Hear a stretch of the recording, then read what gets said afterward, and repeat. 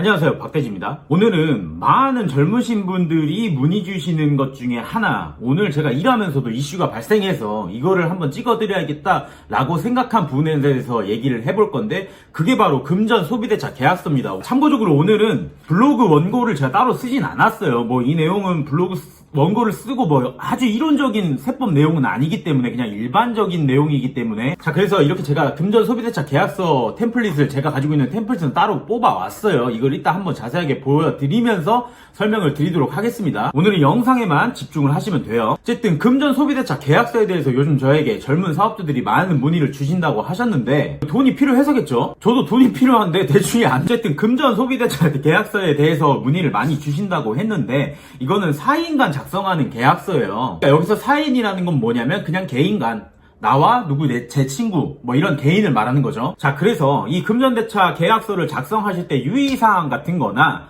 아니면 계약서도 제가 한번 소개를 해드리고, 그 이후에 계약서 작성된 이후에 사후관리 같은 거, 이런 것까지 한번 설명을 한번 드리겠습니다. 처음에 계약서 설명드리기 이전에 기본 개념 짧게나마 설명을 한번 드리자면, 소비대차가 뭐냐면 금전이나 물건 등을 내가 소유권을 이전을 받고, 사인으로부터 이전을 받고 내가 다시 되갚는 거를 말해. 이런 일련의 과정을 말하는 거예요. 물론 되갚을 때 같은 종류의 물건으로 되돌려 준다는 뜻입니다. 뭐 반드시 그 물건이 동일하진 않아도 돼요. 자, 이외에 비교해서 설명되는 것 중에 하나가 뭐냐면 사용대차라는 게 있어요. 사용대차는 말 그대로 렌트를 생각하시면 되는데, 예를 들어서 여러분들 사무실이나 그 사업장에서 정수기 렌탈을 하시죠. 그러면 그 정수기를 내가 정수기 회사에서 빌려 쓰고, 그리고 다시 그 정수기를 반납을 하는 거죠. 대신에 뭐 정수기를 사용하는 기간 동안에 임대료 같은 거, 사용료 같은 거는 그냥 당사자 간의 협약으로 정하는 겁니다. 어쨌든 소비대차와 사용대차 이런 게 있다. 자, 그래서 오늘은 4인 간 돈 거래를 할 때 어느 것을 갖춰놓으면 되는지 간략하게 설명을 하려고 하는 겁니다. 이 케이스가 요즘 실무상으로 자꾸 등장하는 이유가 뭐냐면, 요즘 젊은 20, 30대 분들이 내 집 마련을 하기 위해서 사실은 내 돈으로만 집장만을 하기가 힘든 여건이죠. 그래서 부모님에게 돈을 꾸는 겁니다. 또는 부모님에게 돈을 증여받을 수 있겠죠. 예전에는 부모님으로부터 돈을 증여받는 게 실무적으로 가장 많은 케이스였어요. 그런데 부모님으로부터 돈을 증여받고 내가 부동산을 매입을 한다고 해봅시다. 이러한 경우에 실제로 증여는 받았지만, 그래서 증여세를 납부해야 할 의무가 생겼지만, 증여세를 실제로 납부를 다 안 해버리니까 이걸 자꾸 악용하는 사례가 많아져서, 그래서 국세청도 뿔이 나서 얼마 전에 그 20, 30대 젊은 분들이 매가 9억 원 이상의 부동산을 매입을 하는 거에 대해서 자금 출처 조사를 실제로 한번 했습니다. 어쨌든 부모님에게 돈을 받으시면은 내가 뭐 그거를 개인적인 목적으로 사용하는지는 뭐 지금은 논외입니다. 부모님께 돈을 받으면 증여로 받았다 하면 증여세 내셔야 되고, 내가 그 돈을 받아서 향후에 갚을 거다 했을 때 금전 소비대차 계약서 작성하라는 거예요, 지금. 그래서 실무적으로 지금 이 케이스가 가장 많이 등장합니다. 제 주변에 있는 지인들이. 자, 그러면 우선 계약서를 한번 봅시다. 제가 일하면서 실제로 제 거래처 분들에게 제공해드리는 금전 소비대차 계약서를 오늘 한번 가져와 봤어요. 그래서 쭉 보시면 제가 형광칙 내용들만 설명을 드릴 건데, 그 외의 내용들은 충분히 보시면 이해되시는 내용들입니다. 자, 바로 이제 넘어가서 대여 금전이라고 써있죠. 여기에는 금전에 대한 뭐 액수, 이자, 뭐 이자 반환일 이런 거를 적겠다는 뜻이겠죠. 총액을 얼마 빌렸는지 적어 주셔야 되고, 대여 기간이 언제까지인지, 이자 얼마인지, 연이자인지 뭐 얼마인지는 당사자 간 협의하시면 됩니다. 이 이자율을 어떻게 정해야 되는지는 또 추후에 말씀드릴게요. 그리고 연체 이자 뭐 이렇게 정한다. 이자 변제일 매월 30일, 원금 변제일 매월 30일, 원금의 10%를 갚기로 했다. 이것도 원금 변제일이 언제인지, 또는 원금의 얼마를 갚을 건지, 내가 매월 갚을 건지, 아니면 대여 기간이 끝나는 시점에 원금을 100% 갚을 건지, 이런 건 당사자 간에 협의해서 작성하시면 돼요. 지금 중요하게 제가 말씀드리고 싶은 거는 이러한 항목들이 계약서상에 명시되어 있다라는 거를 말씀드리는 거고, 이 중에서 법적으로 우리가 지켜야 될 사항은 가장 중요한 게 이 이자율입니다. 자, 그리고 여기서 법적으로 정해놓지는 않았는데 가장 중요한 것 중에 하나가 더 있는데 그게 뭐냐면 반환 방법에 가서 은행 계좌에 현금 입금을 한다 이렇게 써놨죠. 이 은행 계좌라는 말이 가장 중요합니다. 여기서 중요한 것 중에 하나예요. 이게 왜 중요하냐면 우리가 돈을 빌려서 갚는 일전의 이 전부 다의 행위를 기록으로 남기려고 하는 겁니다. 기록으로. 현금으로 주고받을 거면 애시당초 국세청이 현금으로 우리가 얼마를 주고받았는지 그거는 걔네들은 아니죠. 그분들도 추적을 할 수 없습니다. 우리가 기록을 남겼기 때문에 이런 계약서를 작성하는 거겠죠. 뭐 물론 자금 출처 조사라는 거를 다 하면 파악될 수도 있겠죠. 현금으로 거래를 주고받을 건데 계약서 작성하신 분들은 정말 성실한 납세자이신 거죠. 어쨌든 은행 계좌를 사용하라는 이유는 기록에 남기기 위해서라고 말씀드리는 겁니다. 자, 그래서 중요하니까 빨간색으로 좀 표시를 해드릴게요.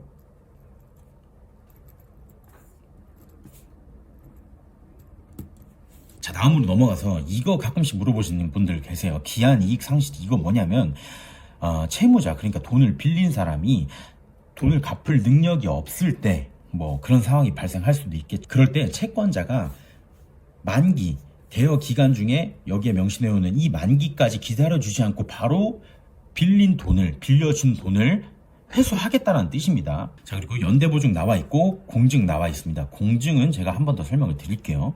그리고 특약사항에 자유롭게 서로 간 합의된 내용을 적어주시면 되는 겁니다. 자, 뒷장을 보면 기타 사항에 기타 사항 말 그대로 적어주시면 되는 겁니다. 쭉 내려와서 위와 같은 사항을 체결하고 계약서 3통을 작성해요. 서명 날인 후 갑을 병까지 계시면 갑을 병까지 각각 한 통씩 보관하시면 되는 거고요. 계약 일자, 날짜 써주시고 각각의 인적사항 전부 다 적어주셔야 되는 겁니다. 이게 제가 동영상을 다 찍었어요. 지금 이거 끝까지 이거 계약서 보고 난 다음에 설명해야 되는 것까지 막 다 찍었는데 지금 녹화 버튼을 안 눌렀어.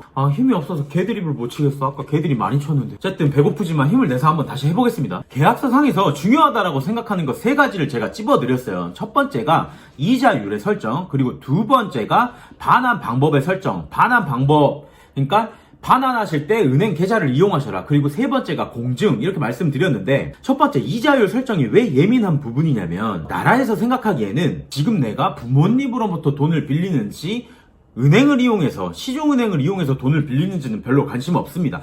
이 친구가 지금 돈을 빌렸다라는 사실에 집중해요, 나라는. 여기서 말하는 나라는 구체적으로 국세청이라고 해봅시다. 왜냐면 지금 우리는 세법에 관련된 내용에 대해서 얘기를 하고 있는 거니까. 자, 그래서 누구한테 빌렸는지 관계없이 형평성 있게 돈을 빌리라는 거를 강조를 하고 있는 거예요. 그게 증여세법에 나와 있습니다. 자, 여기서 그 법을 다 설명해드리기는 뭐하고, 결론만 말씀드리자면 4.6%라고. 자, 4.6%는 뭐냐면 네가 누구한테 돈을 빌리든지 관계없이, 예를 들어서 시중은행에서 빌리면 거기에서 정해진 이자율 그대로 돈을 빌리시면 되는 겁니다. 그런데 사인이라고 가정을 했을 때 시중은행에서 빌리는 이자율과 형평성을 맞추기 위해서 최소한 4.6%는 설정하라고 나라에서 정해놨어요. 그러니까 예를 들어 4.6% 미만으로 이자율을 설정해서 부모님으로부터 돈을 빌리게 되면, 예를 들어 3%라고 설정을 했다고 가정해봅시다. 그러면 4.6과 3% 사이에 1.6%만큼은 돈을 빌린 당신이 어떤 이익을 봤다라고 나라는 바로 여겨버립니다. 그래서 그 1.6%에 대해서 증여세가 다시 부과될 수 있는 위험이 있는 거예요. 물론 차용한 원금이 1,000만원 미만이면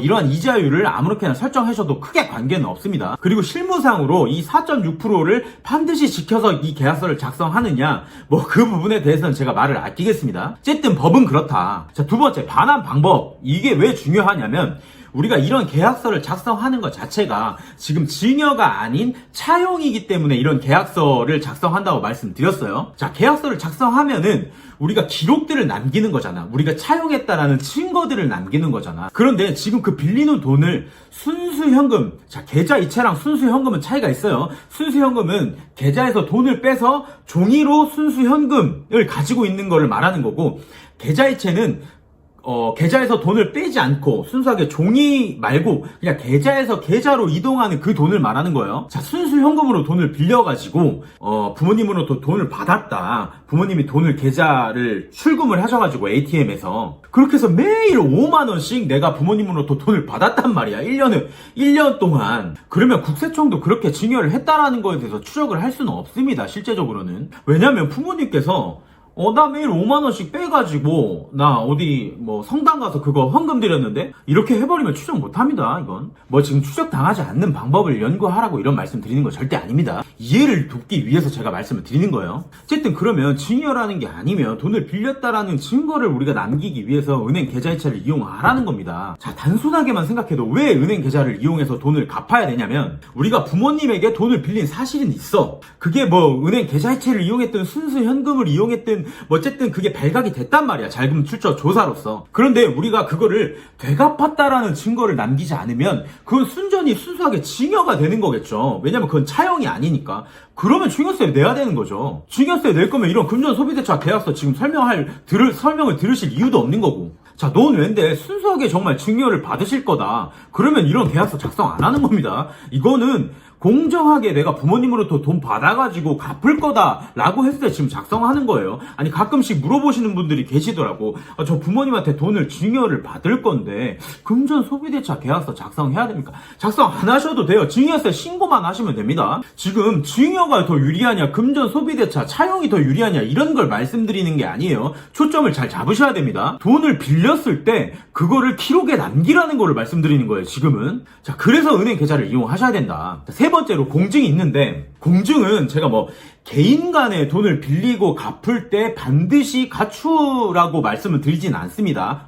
법인이 큰 돈을 빌릴 때, 법인 입장에서 큰 돈이 얼마인지는 각자의 재반 사항에 따라서 판단하십시오. 어쨌든 법인이 큰 돈을 빌릴 때 공증을 받아놓으라고 저는 세팅을 해요. 왜냐하면 단순히 이 금전소비대차 계약서만으로는 법적 효과를 발생시키는 건 아니에요. 야, 그럼 법적 효력이 없는 이 계약서 왜 작성하냐? 뭐라도 해야 되니까. 자금 출처 조사가 나오면 당신 부모님으로부터 정말 돈 빌리고 갚은 거 맞습니까? 이렇게 물어보면 뭐라도 했었어야 되니까. 그러니까 계약서 작성하는 겁니다, 지금. 이것도 안 하신 상태에서 자금 출처 조사 나왔다고 저한테 가지고 오지 마세요. 그거는 아무리 유능한 세무사라도 어떻게 할 수가 없습니다. 자, 어쨌든 공증이라는 걸 받아놓으면 공증이 뭐예요? 이 계약서, 지금 우리가 하는 일련의 행위들이 집행력이 있다라는 거를 공적인 문서로 증명을 받는 거죠. 그러니까 법적 대응까지 가면 이런 일이 있으면 안 되겠지만, 그럴 때 대항하기 위해서 공증을 받아 놓으시라는 거예요. 자, 그래서 이 계약서 상에 이렇게 세 가지를 주의하셔가지고 작성을 해 놓으셨으면 우리가 포괄해야 될 게 뭐냐면, 첫 번째로 지금 작성한 이 계약서, 그리고 두 번째로 공증, 그리고 세 번째로 계약서 상에 아까 중요하다고 말씀드린 은행 거래 내역. 그 거래 내역은 그냥 통장 거래 내역. 우리가 요즘에는 세상이 좋아져가지고 인터넷으로 PDF 파일로 은행 계좌 거래 내역 이런 거 받으실 수 있죠. 계좌이체 됐다고, 누구누구로부터 계좌이체가 실제로 되었다고, 그거 갖고 계시면 된다는 겁니다. 그리고 그 이외에 부수적으로 필요한 서류들이 있기는 있어요. 각 당사자의 신분증 사본이라든지, 그거는 지금 거래하고 계신 세무사가 알아서 세팅을 해줄 겁니다. 만약에 거래하고 계신 세무사가 없다, 그럼 저한테 메일 주세요. 제가 다 알려드릴게요.